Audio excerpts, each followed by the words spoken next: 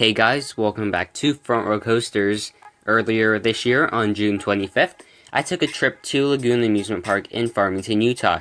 It's an awesome park with incredible scenery, delicious food, and thrilling rides. I felt very safe there. Everyone was wearing masks and social distancing. But we aren't going to be talking about my experience today. Today we're going to be ranking all the coasters at Lagoon.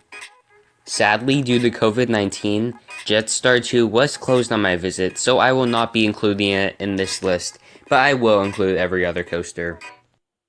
Number 9. Puff the Little Fire Dragon. This is a kiddie coaster, so it is naturally coming in last. It lacks intensity compared to all the other coasters, and it's just straightly meant for kids. All I can really say about this is it is a good coaster for kids that are just becoming coaster enthusiasts. Number 8. The Bat. It's very easy to see why coaster enthusiasts gave these Vekoma family suspended coasters the nickname Vekoma Hanenbanes. This will bang your head, and the bulky shoulder strengths don't help at all. Overall, I guess it was a fine ride. Just don't make this kids' first coasters, it might scare them away from them. Number 7. Wild Mouse. This is a very fun ride. If you've ridden one Wild Mouse, you've basically ridden them all. Although I did tend to like this one better than a few of the other ones I've ridden, such as Psycho Mouse at California's Great America, or Crazy Dane Coaster at Scandia in Sacramento. I felt the turns on this were more forceful, the drops gave you more airtime, and overall, it's just a great family ride. Number 6. Bombora. This coaster did remind me a lot of Flight of the Hippogriff at Universal Studios Hollywood. I felt like they were very similar in many ways, although I did like this one a bit more. I love the minivan at the entrance, all the surfboards throughout the queue, and who can forget the music that plays on the ride. It's kind of like a beach theme music since it is right next to Laguna Beach, so it does make sense. Number 5. Roller Coaster. Wow, what an amazing name. It does confuse a lot of GP, but it does tell us coaster enthusiasts what the ride is. But let's be serious, this is one of the oldest roller coasters in the world, and it's holding up very well. If you guys know Lagoon, it's not known for its airtime, but roller coaster does give some pretty decent airtime. Overall, it's a great ride, and my 5th favorite coaster at Lagoon.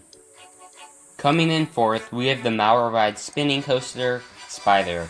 I have ridden an exact clone of this at the Santa Cruz Beach Boardwalk, and as soon as I got off of that, I knew that was one of my least favorite coasters. But as soon as I got off this, it was a big improvement. There was way more spinning, the trim brakes didn't hold you for as long as the ones on Undertow did, and overall, it was just a better ride. Number 3. Wicked. I was a bit disappointed with this ride. I thought it was going to be way more forceful and intense than it actually ended up being. It did have a bit of a rattle, and the second half was pretty forceless. Not to mention, I didn't have the best experience on it. You see, when I was getting ready to launch, the ride broke down and we got stuck in our cars, not being able to get out for 20 minutes. But I get it. That type of thing happens normally. I just wish I got to ride it more than once. Number 2. Colossus the Fire Dragon. Walking into this ride, I wasn't sure if I was going to like it. You see, I prefer negative G's over positive G's, and this ride has a lot of positive G's. From its double loops to its low to the ground turns, this ride has a lot of positive G's. As soon as I got off of it though, I loved it. This was one of the only rides that I actually went on more than once at Lagoon. I definitely wasn't ready for that sweeping turn after the 2 loops. That was very forceful. Overall, I love this ride a lot. And if you ever get the chance to experience it, do it. Number 1. Campbell. This should be pretty obvious. I don't know anyone who's been to Lagoon and Campbell isn't their favorite coaster at the park. I mean, just look at this thing. It has the US's second steepest drop at 116 degrees, and features the one and only Lagoon roll. This roll will crush your thighs as you go over the mountain-themed rockwork, but it is super fun. I just can't explain Cannibal in one video. I'm gonna need to make a second video all about Cannibal. So that's gonna do it for this video. What do you guys think of coasters at Lagoon? How would you rank them? Well, it'd be different. Comment down below. Thank you guys so much for watching, and I'll see you all on the next ride.